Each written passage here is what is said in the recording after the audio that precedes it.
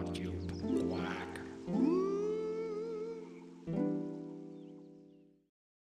Hallo, mein Name ist Jürgen Fischer und ich liebe es, jungen Christen die Bibel zu erklären.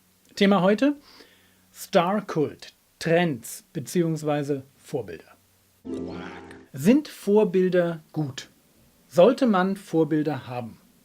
Wir haben vor kurzem über Freunde gesprochen und haben festgestellt, es ist gut, die richtigen Freunde zu haben. Braucht man Vorbilder? Ich glaube ja.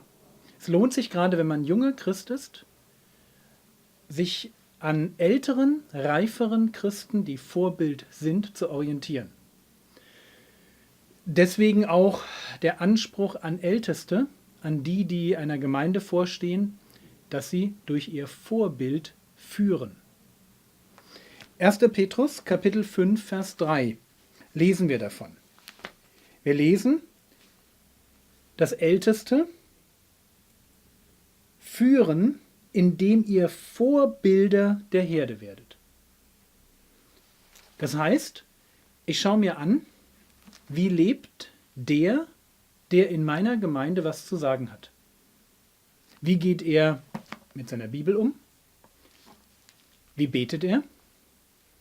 Wie geht er mit Menschen um? Wie geht er mit seinen Schwächen um? Mit seinen Kindern, mit seiner Frau? Wie geht er mit seiner Arbeit um? Was kann ich lernen, wenn ich mir anschaue, wie er seine Zeit einteilt, sein Geld ausgibt, seine Prioritäten setzt? Es lohnt sich, da hinzuschauen. Vorbilder sind gut. Und wenn ich dir einen Tipp geben darf, frag nach, warum machst du das? Ich habe schon Anfang 30 ganz viel gelernt, weil ich einen alten, reifen Christen begleiten durfte, 2 Wochen lang auf einer Reise durch Albanien. Und meine Aufgabe war, seinen Koffer zu tragen und seine Pillen zu sortieren. Und da zu sein. Einfach nur da zu sein. Und das war toll.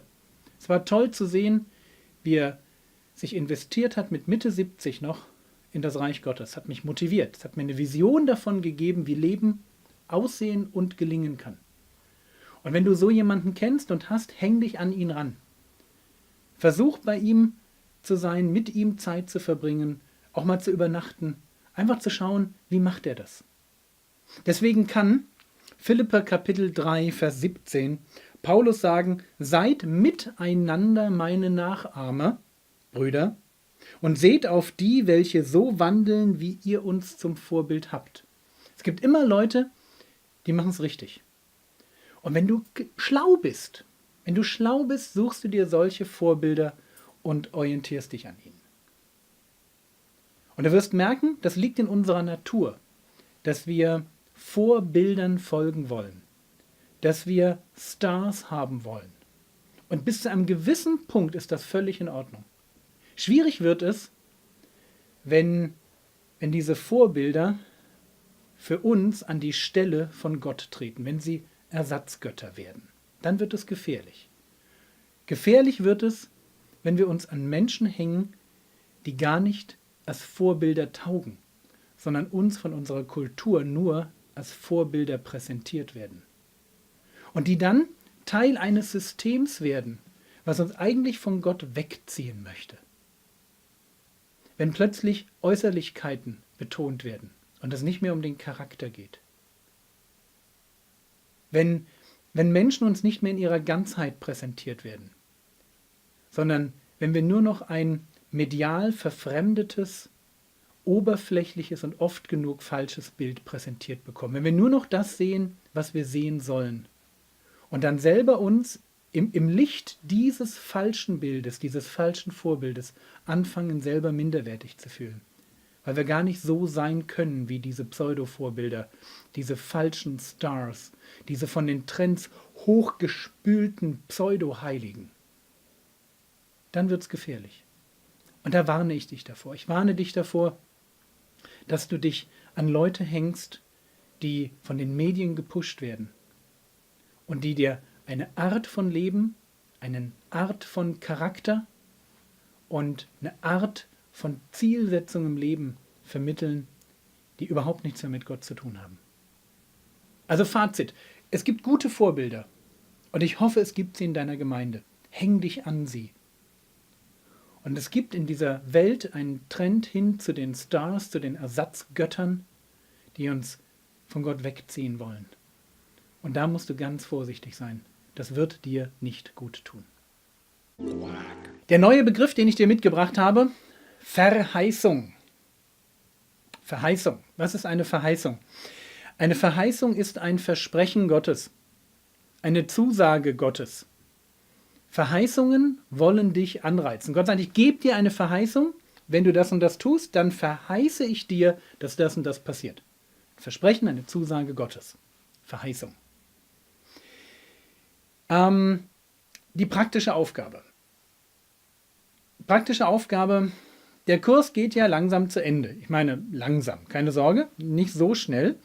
Aber du musst schon mal anfangen, dir neue Bibelverskärtchen zum Auswendiglernen nach dem Kurs zu schreiben. Also, mach doch mal Folgendes, dass du 5 neue Bibelverse dir suchst, die du nach dem Kurs lernen möchtest. 5 neue Bibelverse, die du jetzt dir überlegst, welche könnten das sein? Was sind das für Verse, die du noch nicht gelernt hast, wo du merkst, boah, die sind wirklich wichtig. Sei es aus dem Kurs heraus, sei es aus der letzten Predigt, die du gehört hast, aus einem Gespräch mit jemandem, aus einem Buch, was du gelesen hast. Such dir da einfach Verse aus, 5 Stück, und schreib jetzt die dazugehörigen Bibelverskärtchen. Fang gern schon an zu lernen, kannst es aber noch warten, bis der Kurs vorbei ist. Aber fang damit an, dass du auch danach weiter lernst. Gebetsvorschlag: Bete dafür, dass du Vorbilder findest. Frauen, Männer, von denen du lernen kannst, die dich als junger Christ erden, die dir helfen, eine Vision von Christsein zu entwickeln, die nicht nur Standard ist, sondern die über das, was du vielleicht normalerweise kennst, hinausgeht.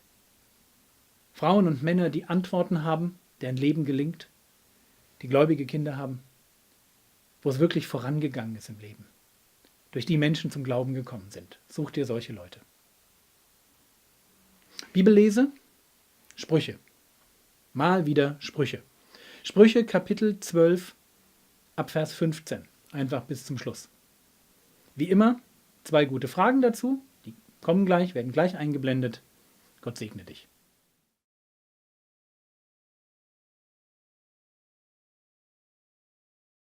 Frog you quack.